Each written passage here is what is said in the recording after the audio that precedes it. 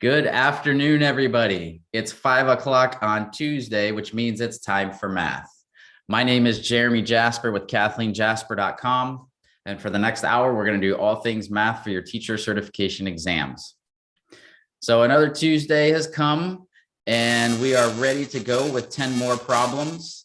If you're not familiar with our sessions, we do an informal math session where I go through 10 problems that you've sent in, and most of these problems today have been sent in by you, the viewer, which is good because now I'm getting an understanding of what it is that most of you are looking for.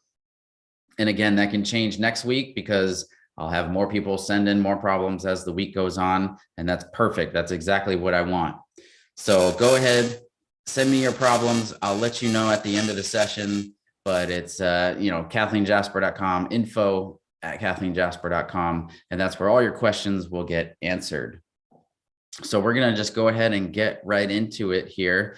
Make sure, as always, and I tell you this every single week, make sure that you have your calculator. Whatever test you're taking, you're going to be able to use a calculator, except for there's an elementary exam test that doesn't allow you to use a calculator, which is unfortunate.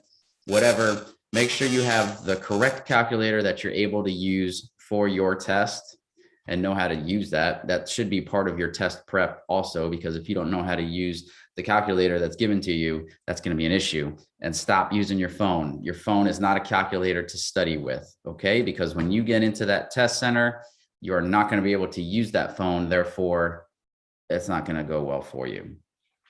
The next thing you'll need is scratch paper. If you're watching live or if you've, watching the replay, it doesn't matter. Whether you're on YouTube or Facebook, you'll see the link below, and that is the PDF for the 10 problems that I'm doing tonight. In those, each page is a problem and there's plenty of space for you to work on. That should be your scratch paper. But you have to understand, when we're doing these tests, you're on a computer. The problem is in front of you. You have to be able to take what's on your computer screen and write it down on paper. You can't really practice with a test book or a packet of paper where you can write underneath the problem, like I'm going to be able to on my iPad during this session. You have to get used to being able to transpose the problems onto the paper and write only what is necessary because you have a time restriction. We're going to go ahead and get started. I'm just going to double check and make sure I'm live. If you have any comments whatsoever, then I encourage you to share your comment in the comment section below, whether you are on YouTube or you're on Facebook. And I'm going to pull those up right now just to see if anybody's watching live or if oh, there we go. We got somebody live on the FB, and then you can always find us on YouTube. Again, all these sessions are recorded, so you can go back to tonight's session when it's done, or go to our YouTube channel and you'll see there's about 2 years worth of these. I do these every single Tuesday from 5 to 6, barring anything that comes up. And I'll just tell you right now, there will not be a session next Tuesday. I will be out of town, so I will be unable to do a session next Tuesday. So this will be our session for tonight. Everything is live, up and running. Again, comments, if you're watching live, just go ahead and throw them in. And after a few problems, I'll just double check. And I'll definitely check by the end of the session because sometimes I just get lost in all the fun of doing the math. So let's go ahead and get started with this first problem here. It says find y in terms of x given 17x equals 11y plus 8. When you have these types of problems, I will tell you that all of these words, if you're not familiar with math and you're coming in with, you need to do your art or your Spanish or your elementary, whatever it is, and you're not math.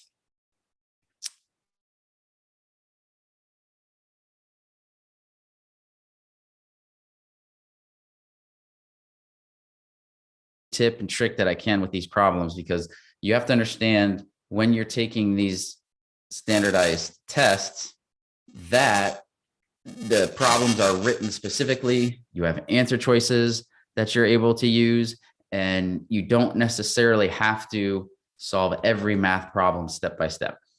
So the first thing, find y in terms of x. That may sound weird, but just focus on this right here. Find y. Finding y means that your answer is going to say y is equal to. That's the most important thing you need to know about this problem.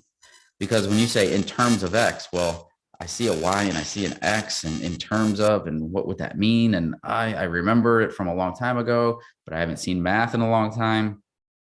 If it says find y, disregard everything else and just find y. It's saying that with each answer choice here, y equals, y equals, y equals, y equals. And that's how you should see it. Let's go ahead and remember, I can't just, and this is what I'm talking about with scratch paper. If you printed this out, I'm sure most of you are just going to start doing this. Well, I know I need to solve for y, so I got to move this 8 over here. So I'm going to move the 8 over here, and that's your first step. Remember, you can't do that when you're taking the test. And that's important. This is an important thing to really focus on, because this is how you're going to save time. And I can almost guarantee most of you that are having difficulty with your math problem or your math tests, aside from just difficult math, is timing. So we have to work on timing. This you cannot do. What we have to do instead is rewrite the problem. So that's why all that space is left for you. And you have to say to yourself, if I'm sitting and I'm looking at this problem on a computer screen, I can't write on the screen. So anything I need, I got to write on that scratch paper. 17x equals 11y plus 8. Now I am able to go ahead and manipulate the problem. I'm going to leave the y on the right side because that's where it is, and I don't want to mess with it. I want to get everything away from that y. Subtracting 8, subtracting 8. Please do not make the mistake of doing 17 minus 8. This is 17x. This is 8. They are not like terms. Therefore, you cannot combine them. Combining them, either whether adding or subtracting them, it doesn't matter. They cannot be combined or subtracted from.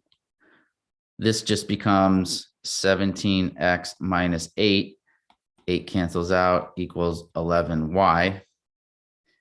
Finally, solving for y, divide by 11, divide everything by 11.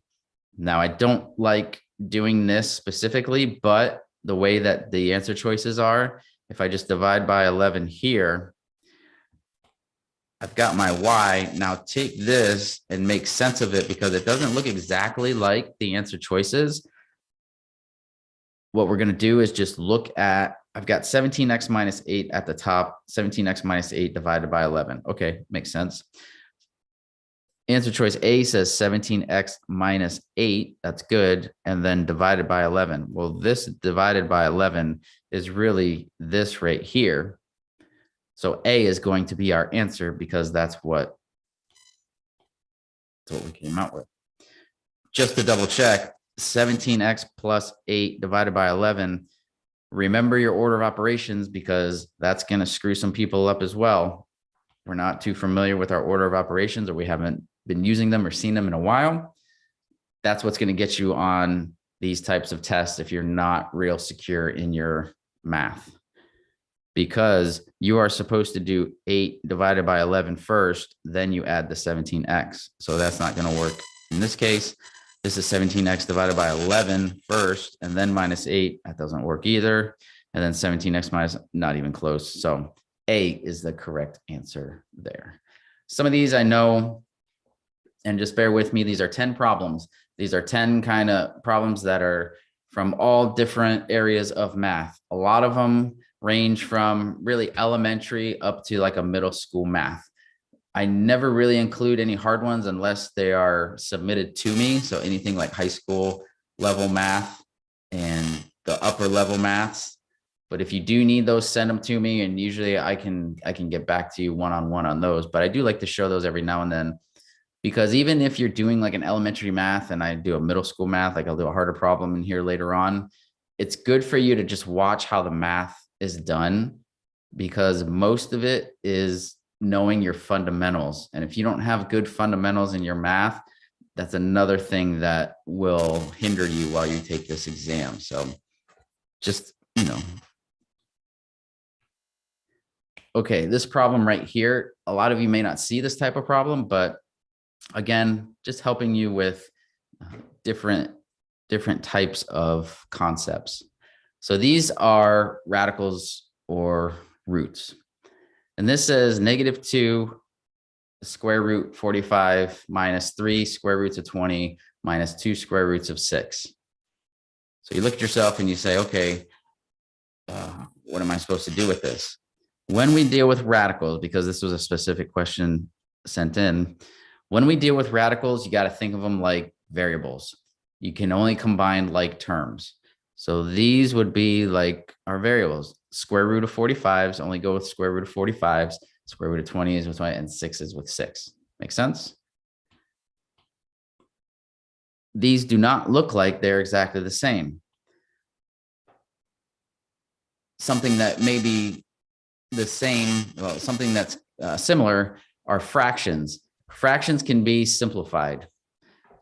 Case in point, if I do 2 over 4, that's the same as 1 over 2. How did I do that? I just took 2 from everything, which you can, as long as you take the same amount from each one. That's the simplified fraction.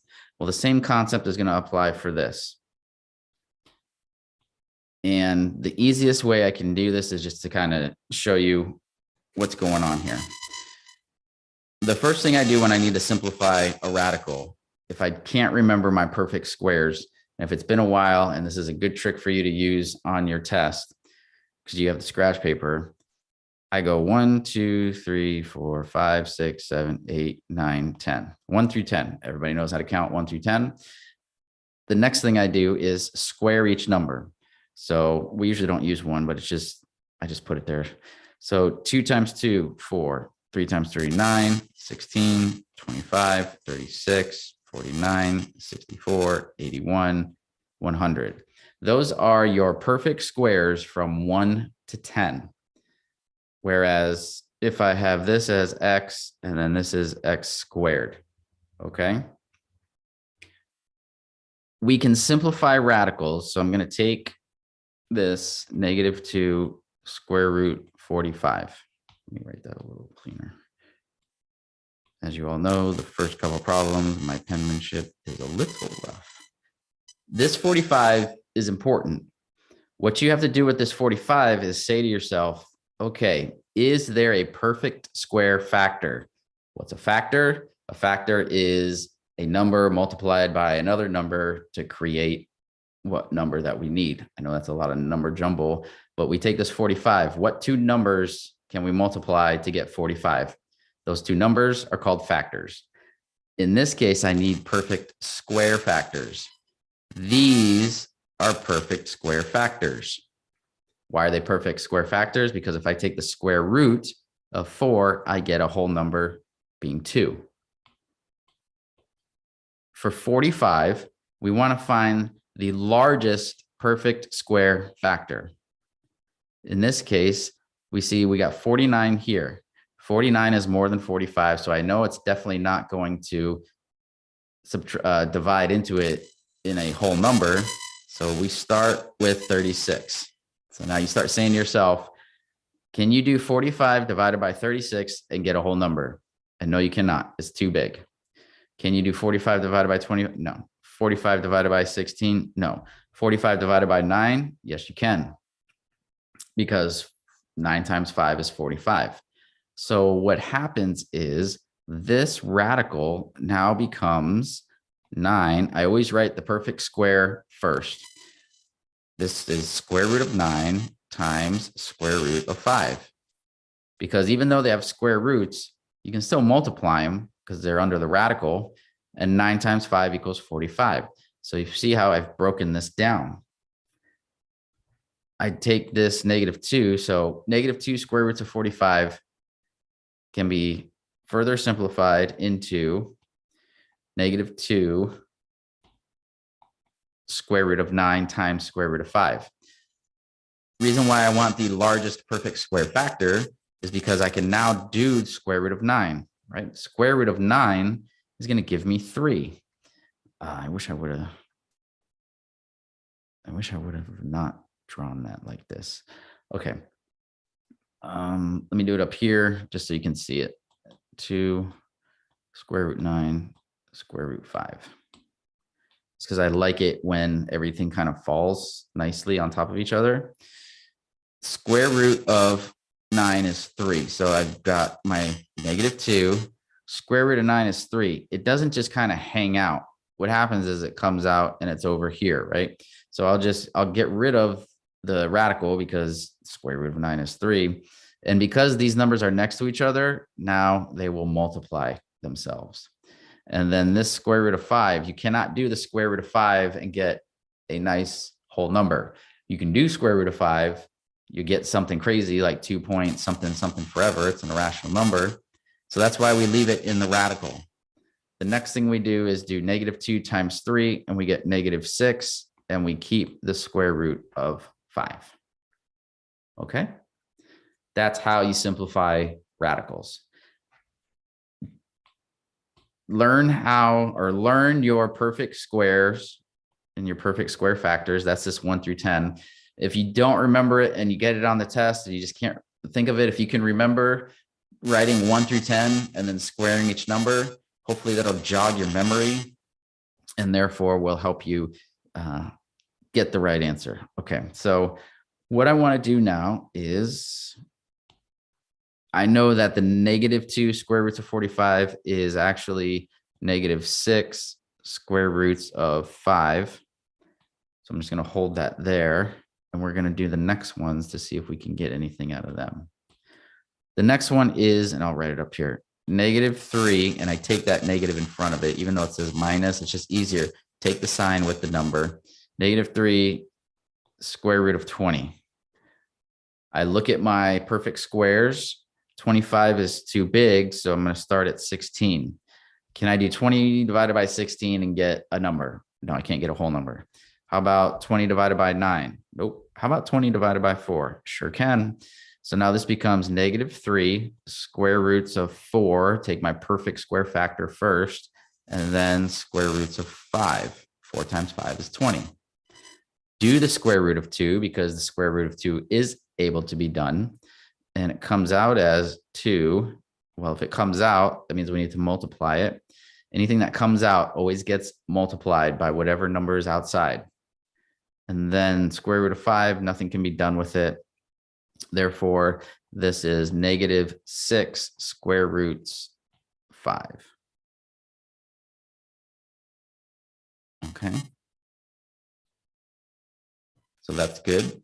That's weird just because it's the same as the other one. So -6 square roots of 5. That's okay. And then the last one, if we're looking at the last, I've got -2 square roots of 6. Okay, 9 is too big, so I got 4. Does 6 go into 4? No, it doesn't. That's the last perfect square. Therefore, -2 square roots of 6, square root of 6 is the most simplified that you can go. There's no perfect square that can factor out into 6. Therefore, we just leave it. So let me get this out of here. And we will rewrite our problem. I've got -6 square roots of 5 minus another 6 square roots of 5 minus 2 square roots of 6. So now, as I look at these are the only two that are like terms, a square root of 5 and a square root of 5. It's just like saying, pretend it's a variable. So if it said -6x minus 6x, same concept applies. Keep the radical as far as the square root of 5. -6 minus 6, or a -6 and a -6 give me -12. Keep the square roots of 5, and then drop down the 2 square roots of 6 because nothing matches with it in the problem here. And that is your answer. As we look to C, looks like C matches up nicely with what we need. If This is something that you need. You need to learn how to simplify your radicals. Just Google simplify radicals and you'll get worksheets. Just keep working them, work them, work them, work them. You'll get the hang of it. It will help you. It will help you with your factoring skills, and it'll help you kind of combine like terms, all that type of thing. So that's that problem there. Okay, here's another good one that I know everybody will see. Just a simple little problem with variables in it that they give you values for the variables. And then most of it is kind of putting it in, trying to see, you got all these parentheses, like none of this stuff ever happens in real life. It's honestly ridiculous. But where are you going to see it? You're going to see it on all these standardized math tests that you have to take to get certified. Let's go ahead and solve this. And remember, the way that we solve it, we don't go ahead and I'm going to put a 1 here, and then I'm going to put a -4 here, and then that. We have to rewrite it. This is good for you because our values are over here, that all we have to do is just write it and substitute our values as we rewrite the problem. I have -3 divided by 3 parenthesis A is 1. So I'm going to put 1 here, plus C is -4. Now it's all dependent on how comfortable you are. I can do this -4 in parentheses, which I always do. I just take the number that I'm supposed to substitute it with and put it in parentheses if it's a negative number. I know that this is going to go positive, but if you don't write it, or if you kind of do it in your head and you're not sure, that's where the mistakes happen. So it could be plus and then -4. It's just -4, right? But you'll see why I like having the parentheses there, just because it's kind of a fail safe for me. So I have plus, and then C is -4. Another parenthesis, B is -6. And you'll see I can just leave that there because it's kind of touching the first parenthesis, plus 5, and then minus -6 plus A is 1. It's a positive number. It's okay. And then finish off with our parentheses there.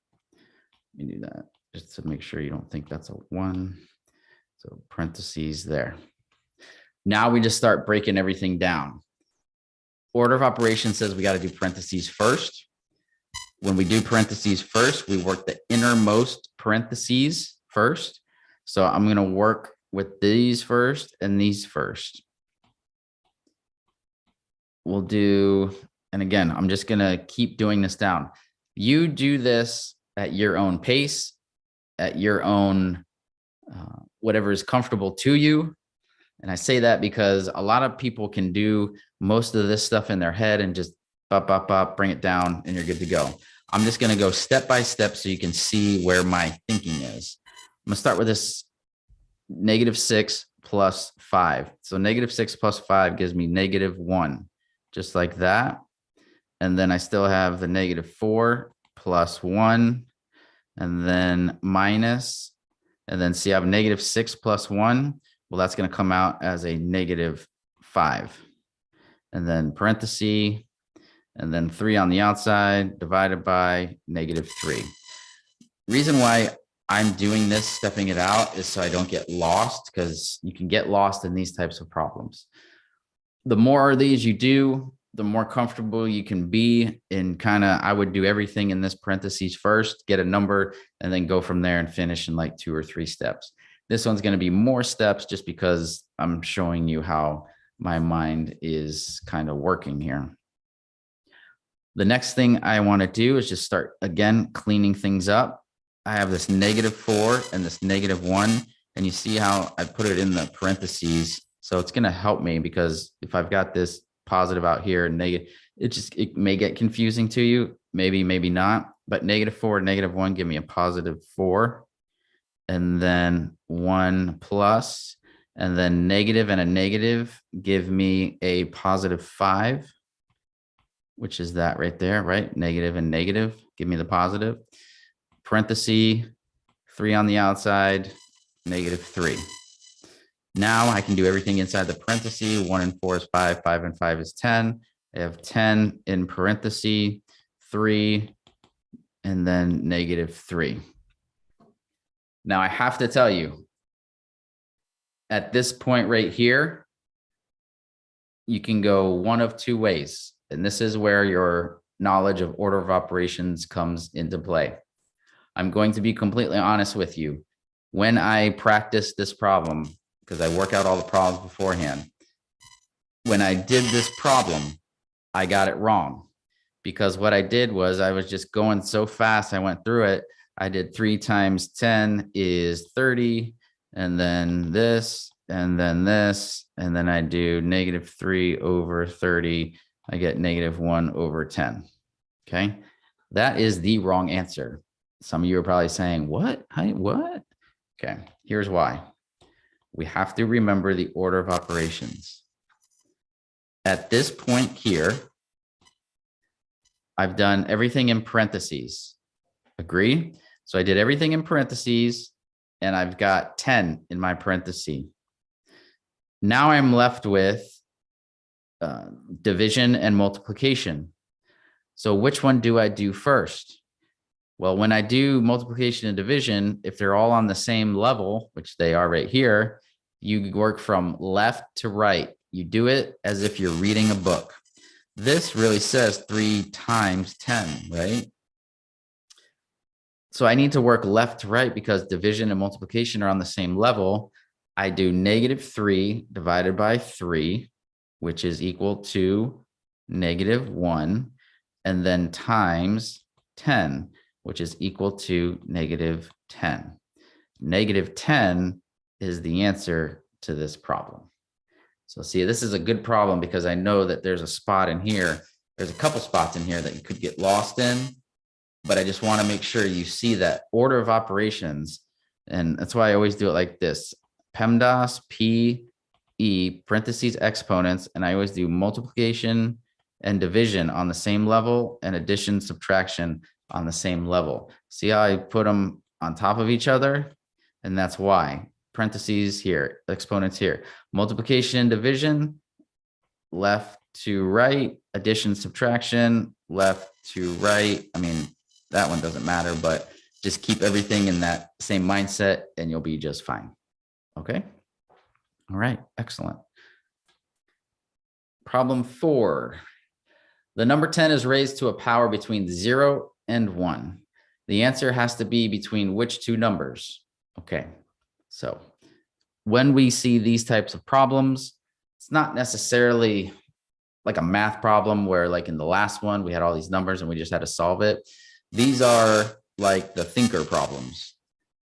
We have a number, it just says the number 10. I got the number 10 here, okay? And it's raised to a power between. Now, I think they might have written this wrong. And again, it all depends on who's sending me what, where it comes from. I don't really vet it that much. I just do make sure the problem works out and then I do it. But sometimes the language can be confusing. I think it's just the power between 0 and 1. Some people can really focus on this and say, well, it's not 0 and it's not, it can't be 0 and it can't be 1, but is it 0 and is it 1? Whatever, doesn't matter. Let's just pretend it's 0 to 1. So if I have a number that is raised to 0 and 1, then what am I thinking here? Okay, the biggest thing here is what if it's 0? And this is, I think this is mainly where this problem is focused. So I have 10 to the 0 power and 10 to the 1 power. Well, I know 10 to the 1 power, you know, anything to the 1 power is itself. So that's 10. So I know the highest, the limit that I have is 10. Well, as you can see, these different answers here, 0 and 1, 1 and 10, 10 and 100, but not 5, 0 and 100, but not 50, -10 and 0, okay? But it's just between 0 and 1. So 10 is my limit. If you knew that, then you would get the answer right, and that would be B. Okay. But what I want to focus on is this. Anything to the 0 power. Anything to the 0 power is not 0. Anything to the 0 power is 1. And that's what I think the focus on this problem is. 10, the 0 power is just the number 1. Don't worry why it works. Don't worry how it works. Just know that anything to the 0 power is 1. 2 to the 0 power equals 1. 1.386 to the 0 power is 1. 1 million to the 0 power equals 1. Get the idea? So just know that if you have anything to the 0 power, it's equal to 1. And you may see this on a general type of test. You know, anything greater than an elementary math test, you will see this type of problem because they want to know, do you understand what anything to the 0 power is? Okay. All right, moving right along. These are always good problems, anything visual with graphs, bar charts, and they don't necessarily give you exact, I don't want to say directions, but exact plots, points, whatever. It says, which is closest to the distance between A and B on the number line? When you have a word like this in your math problem, don't freak out. It's saying which is closest. It doesn't mean you have to get it accurate because you can't get it accurately. And here's the reason why. We have B, and B is on this point here, this little slash mark. So I know that that is where B is. A is not on anything marked on this graph. So therefore, by definition, you cannot tell me exactly where it is, but you can tell me based off of all the information given, the closest possible value. So that's what that means. So don't freak out if you think it's a number and that number is not in your answer choice and you're like, what do I do? You can see that each one of these marks is done by 4, right? 0 to 4 gives me 4, which means the next one should be another 4. So plus 4. So that means it's 8. This is going backwards. So it's minus 4 and then another minus 4 should give me negative 8. So now we know what the graph is. And again, you would rewrite this, okay? So this would be rewritten. You would draw the line and, well, let's just do it. You would just draw the line. You figure it out. I got 0 here. I got 4 here. I got 8 here. I got negative 8 here. And then I've got something right in here. What we do know is, because we need the distance between A and B, here's A, here's B. If I start at 0, I go, well, start at 8. 8 to 4 is 4 and another 4. So I know that that's a distance of 8. So I know I can get rid of any negative because I need distance. Distance is always positive, right? You can't run negative 2 miles. Can't run, and that doesn't count going backwards 2 miles because you're still traveling 2 miles. So negative values are out. Next, I've got 13, 5, and 12. Well, since I've already gone 8, 5 is out. So it's going to be between 12 and 13.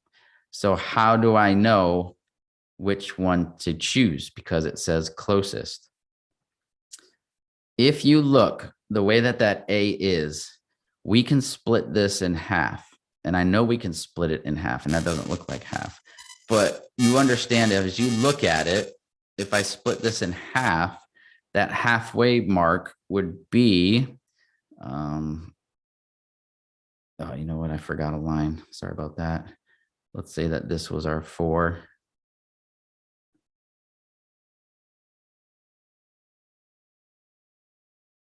Eight. Oh, sorry. I should have done that. Let me just scoot that over one. My fault. Okay. Let's do this. Here's negative 4. Here's negative 8. My apologies. There we go. That's 12. Okay.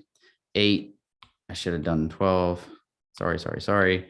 So this is all a distance of 12. So if this is a distance of 12 to the -4, okay, and this point is out here as point A, can this be 12?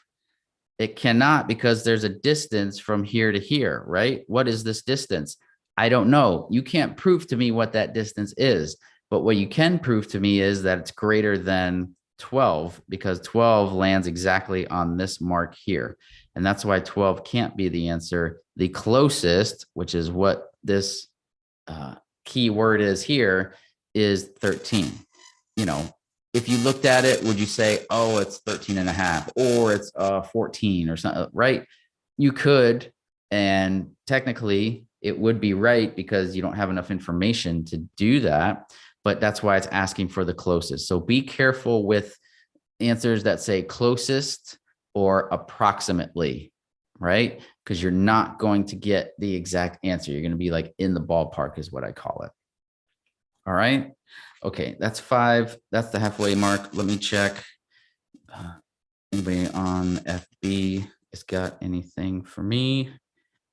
And anything? Nope. Good. Everybody's doing okay.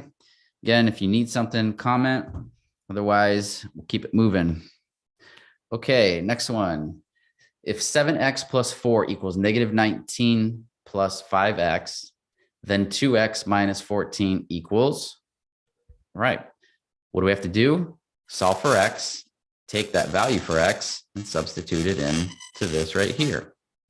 So be careful. Don't just solve for x, because that's not what we are looking for. And now that I look at this, I can tell you, you can definitely tell which answer is not the answer, because I didn't realize that when I put it in here. But you see how this is 23 and 23. That's a mistake, and I apologize for that. But that's okay. That's not the answer. Or else that'd probably drive you nuts, right? Okay. Let's go ahead and let's solve for x, because I need to get that and then substitute that value. 7x plus 4 is equal to -19 plus 5x. Okay. Here's what we do when we have variables on both sides. I always take the small to the big. This 7x and 5x. 5x is smaller than 7x, so it's going to go over here. How do I bring that 5x over? Well, just go ahead and subtract it. Minus 5x minus 5x cancels me out. I have -2x plus 4 equals -19. Minus 4 minus 4. Be careful, because I've got, oh, why did I do that? Sorry. That's 2x, not minus. I've got 2 negatives. That's what I was thinking. It's -19 and -4. 2x is equal to -23. Okay. Now divide by 2. I get x is equal to, and just do it in the calculator, and you get 11 and a half, right? 23 divided by 2 equals -11.5. All right. So that was solving for x. Next thing you got to do, we have 2x minus 14. So let's go ahead and substitute that value in. I'm going to go ahead and erase this. Got the extra space here. I'm just going to leave that there for a second. Go ahead and substitute. I've got 2 times -11.5 minus 14. 2 times the -11.5 is equal to -23 minus 14, which is -37. There's your answer. D is the correct answer. Okay. So just solving it out, and there you go. A couple of things, if you really catch it. So I'm going to do it one more time, and I'll show you something here. So I did it step by step, again, to save some time. If you know you're going to bring this over, right? This is a -5x. you know you're going to bring this 4 to the other side, right? Because you got to get rid of everything. X is on one side, everything else on the other. So minus the 5x. At the same time, subtract the 4. 4's cancel out. I got my 2x equals, these 5x's cancel out, and I have negative 23. If you catch it, and sometimes you will, and that's why they do these on these types of questions, like they do this a lot on the SAT and the ACT. You see 2x and do you see 2x? Aren't they exactly the same? If they're exactly the same, that means every time you see a 2x, it equals negative 23. Since this is negative 23, substitute it in, negative 23 minus 14, negative 37, and you're done. So I did that. I don't know, how quick did I do that? Did I save a few seconds by doing it this way than the other way? Of course I did. But again, it's all in how keen you can see what's going on in the problems, and if you can recognize these things. If you can do this in a matter of seconds saved, think about it. If you have a 60 question test and you save 3 seconds on each question, that's 3 minutes. Okay. So just to let you know, that's where you can get your time back if you are focused and if you are understanding of how to save time and not write so much down, all in how you scratch it out. Okay. Next one is doing exponents. A couple of ways of doing these. So I'm just going to kind of run through it so you know your exponent rules. With this, I will rewrite it: x squared, y to the 6, z to the 3. X squared, y 2. The first way I'm going to do it is like this. Whatever's on the top can cancel whatever on the bottom. I have x2 at the top and x2 at the bottom. They're exactly the same. If they're exactly the same, they cancel each other out, right? Because anything divided by itself is 1. Next, I've got y6 and y2. I've got 6 on the top and 2 on the bottom. I've got more on top than I do on bottom. If I have 6 on the top and 2 on the bottom, take 2 away from here, and that's going to leave me with 4. Okay, we're just moving them from wherever there are greater. So this is now y to the 4, and there's nothing for the z. Z3 is all by itself. There's nothing underneath it. I've got z to the 3rd power, and this was a pretty easy one. It's answer choice B. Okay. So now let's just kind of break this down further so that you're like, well, how did you take those away if they weren't there? And okay. Oops. All right, let's do this again. So I've got x squared. You can think of it like this. And if you really need to, like if you have a difficult problem, you can think of it like this. X squared is just like saying x times x, right? Y to the 6 is just like saying y times y times y, and then z, all over. Now, I know this is a little ridiculous, but as you practice this way so you can visualize this in your head. So that way, when you get to the test or you continue to practice, you don't have to do this. But I do like to expand it just so you can see why this happens. On the bottom, I've got x squared, and then I've got y squared also. Anything on the top cancels out anything on the bottom. X goes with x, x can x, y. What are you left with? We've got 4 y's here and 3 z's here. Again, we get the same answer. Okay. And then finally, and this, I hope it doesn't confuse anybody, but this is the same thing here. And this may help if, again, you get a more difficult problem. Division of exponents is subtraction of the exponent. So what do I mean by that? I've got x squared divided by x squared. So x squared divided by x squared is the same as saying these exponents up here, you subtract them, okay? So that is going to equal x to the 0 power, which again, remember, is 1. It essentially cancels itself out. The next one, I probably should have left that. The next one is y. So y to the 6th divided by y to the 2nd. Again, you take these, and if it's division, you subtract them. What's 6 minus 2? You get y positive 4.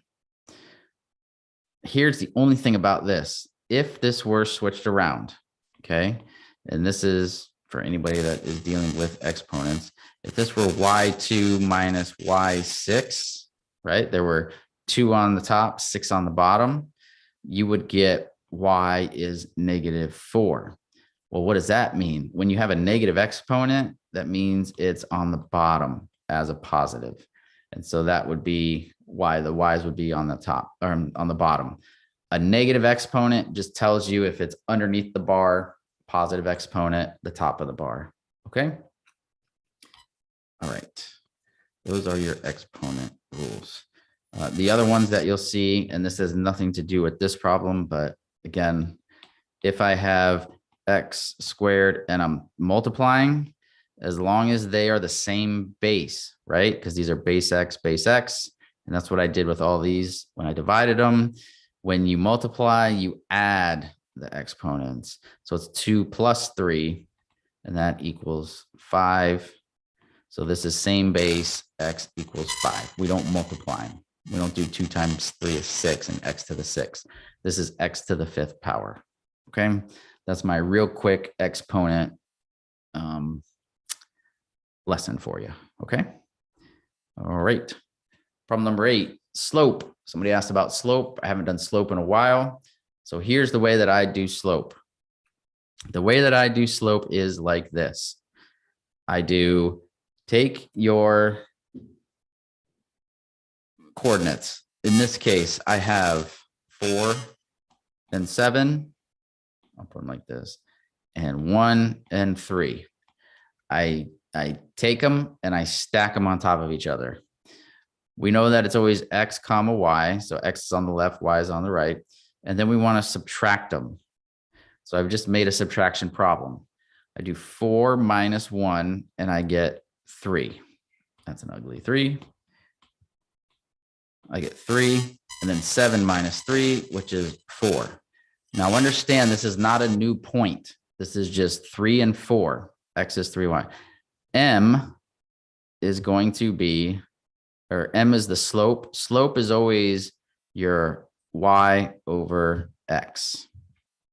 Okay. So now what number is in the y spot? It's 4. What number is in the x spot? It's 3. So we have our slope of 4 over 3. That's all you have to do. D is the correct answer. Okay. All right. So we got 4 over 3 is that. I do it like this because I just feel like it's easier. I can stack 1, 3 over 4, 7, and I'll get the same thing. What happens is they just end up both being negative, and then a negative divided by a negative is a positive anyway. So you're always going to get the right answer. But just understand, I stack them like this because it keeps everything in line and it's nice and pretty for me. And I've found that this way is very, very helpful for a lot of people. Otherwise, and I will do this because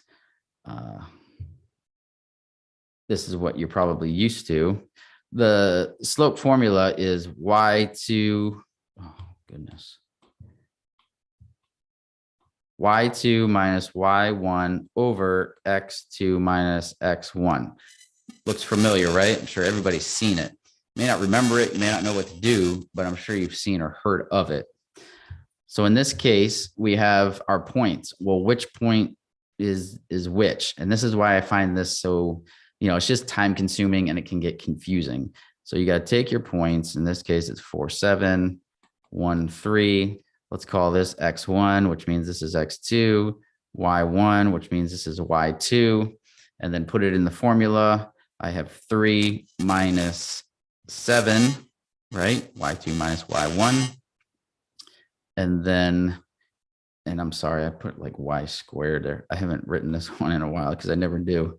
It's Y, Y sub 2, Y1, X sub 2, X1.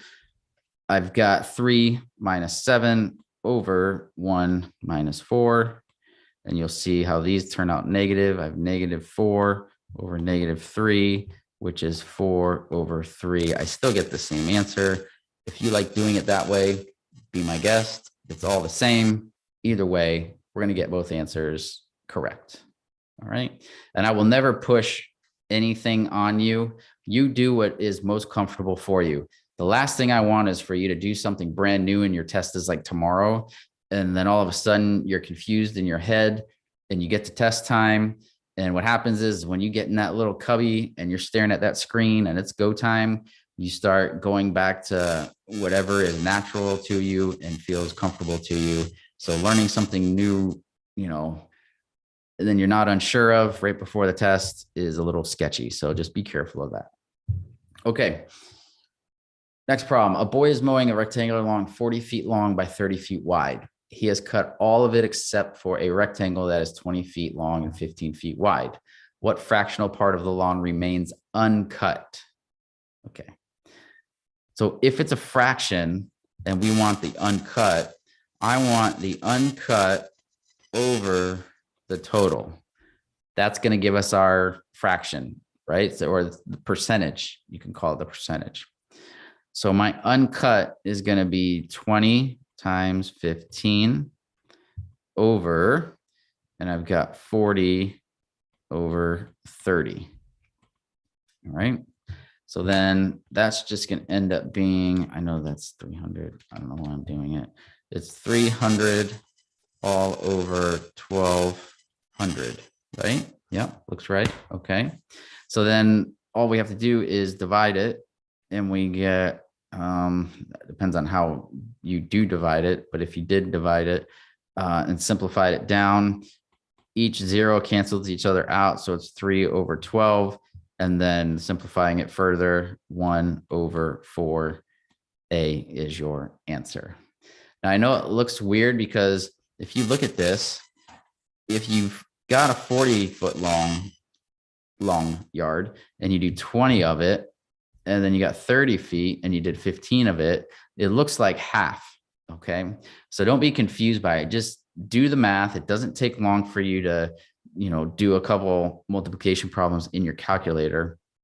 Another way, if you do it, because I always like to draw a picture sometimes. So if I have 40 feet here and 30 feet here, if I cut a rectangle that leaves 20 feet by 15 feet, well, if I half this here, I know that's 20 feet by half, and then that's 15, right? That's going to be 15. That's going to be 20 feet long. Well, this is my uncut piece.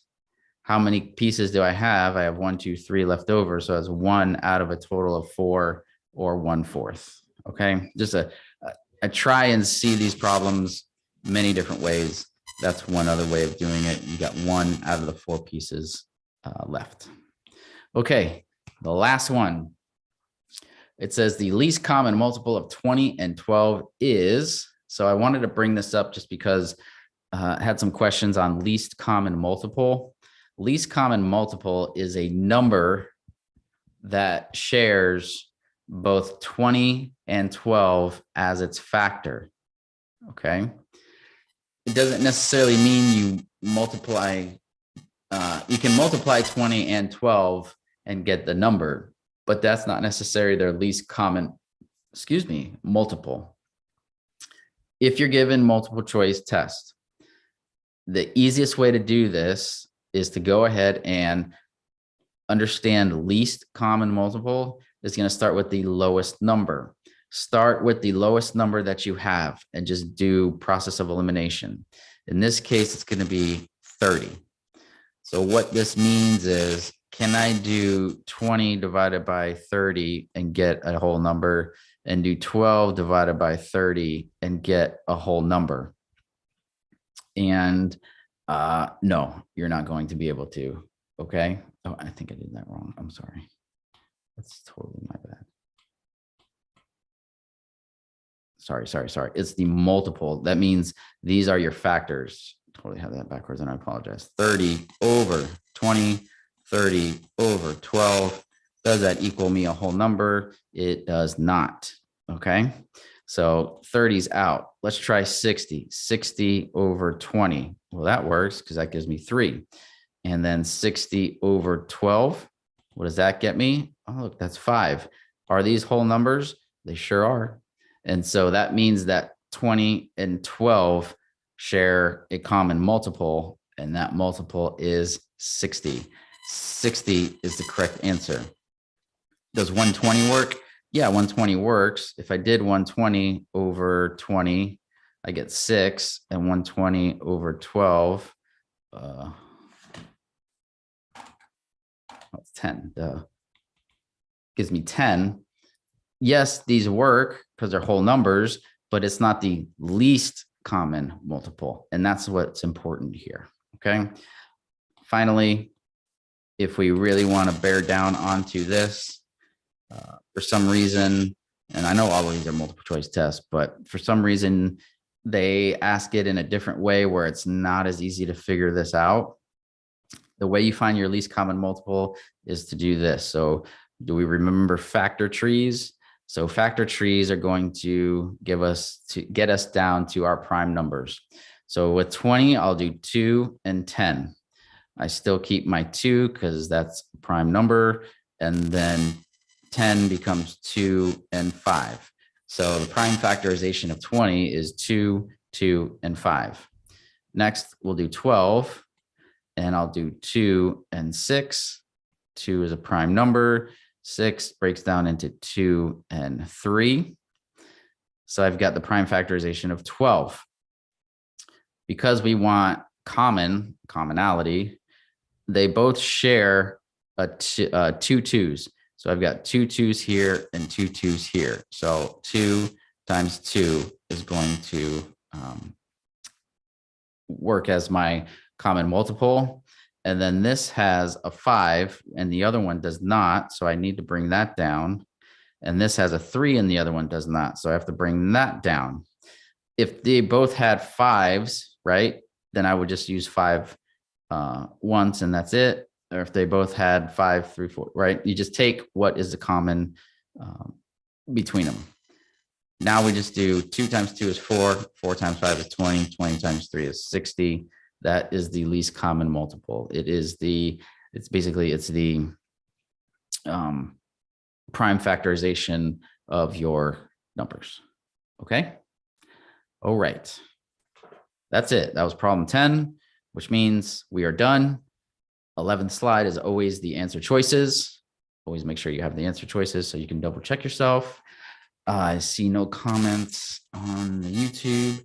Let me Facebook. Okay. All right.